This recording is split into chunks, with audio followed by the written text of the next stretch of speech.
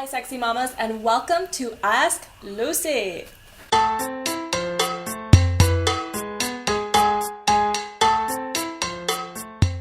Today's question comes from Stephanie, who says, "Hi Lucy, I have a 14-month-old and we are planning to have our second by the time he is 3. Any tips in preparing for the second child? Thanks. Oh, God bless, your family is lovely." Well, thanks, Stephanie. Thanks so much. You're so sweet, girl. Gosh, how do you get ready?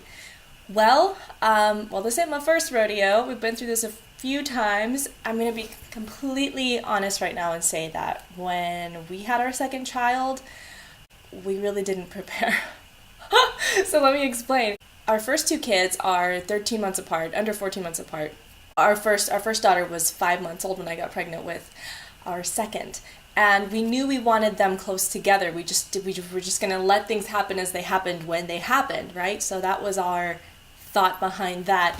Luckily, they were both girls, and so we were able to use a lot of the same clothes, and all of the same clothes, baby equipment, high chair. We did have to get a double stroller. That is a lifesaver that you actually may even want to consider getting if your child is closer to 3. I think it's still worthwhile. Anyway, so we were lucky in that regard that they were both the same sex, and so we were able to use a lot of the same stuff. Now, when we had our third child, several years had passed. So our second child was almost 6 years old when our third was born, and that was the most prepared that we were in all practical senses.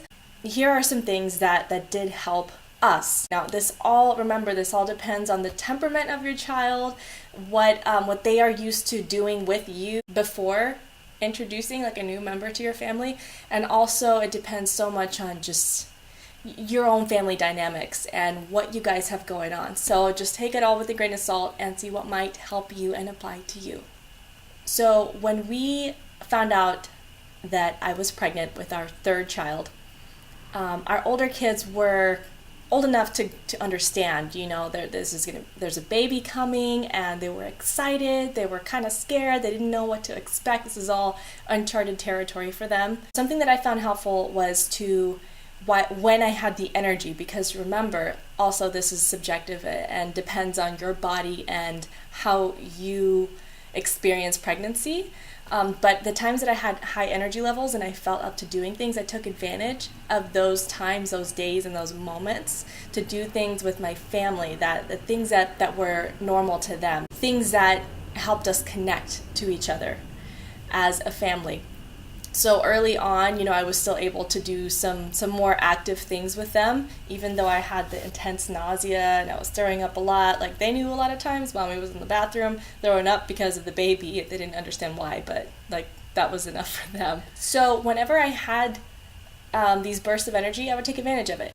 It's helpful to remember too, whenever you're announcing a pregnancy and you have, other kids, it feels like an eternity to them. So just keep that in mind. Be patient with the little guys, especially at the end of your pregnancy when you want to know when the heck all this stuff is going down, and you can, see your toes again and shave your legs without a big belly in the way.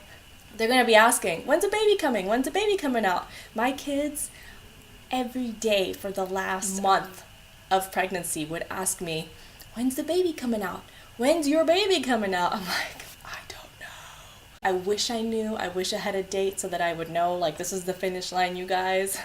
And then we start our life as a family of 5 and then a family of 6. But anyway, so just be patient with them, be gracious, and remember that they are still little people. And if your little guy is going to be under 3 years old, definitely keep that in mind. And he's going to seem like a giant when your baby is born. Your older child is just going to seem like he's practically a grown-up. What? Go do everything for yourself. That's how I felt when our second child was born. And our first child was only 13 months old. And I was like, oh my God, you're so huge. Go wipe your own butt and make your own bottle. You are a big kid. Okay, obviously that's not reality, but that's just how it felt. The first time I saw her after we had our new baby, it was like, wow. Anyway, so it's also helpful as far as keeping the family dynamics happy and positive, and not letting the uncertainty of what life is going to look like with a new member. Keep as many of your regular rituals and activities as you can for as long as you can. And then when you get to the point that you can't do those things anymore because you're physically not capable of doing them, or B, you have the baby and there are things that you just can't do. I couldn't go skateboarding with my older kids when I had a little baby on me all the time, needing to nurse and just, needing me all the time. So be realistic about what you can do and what you have the energy level to do. And if you don't feel up to something, just be real about it, okay? Be real. Now, I'm not saying be completely vulnerable with your toddler and say like, look, honey, mommy only had 2 hours of sleep last night, and I don't have the patience to deal with you and your potty accidents right now. Like, no. Be real with yourself and your expectations of yourself. And if you can't change your situation, you can change your expectations, you can compromise a little bit, and this is going to give you a deeper sense of happiness and fulfillment in your day, in realizing that every stage is temporary.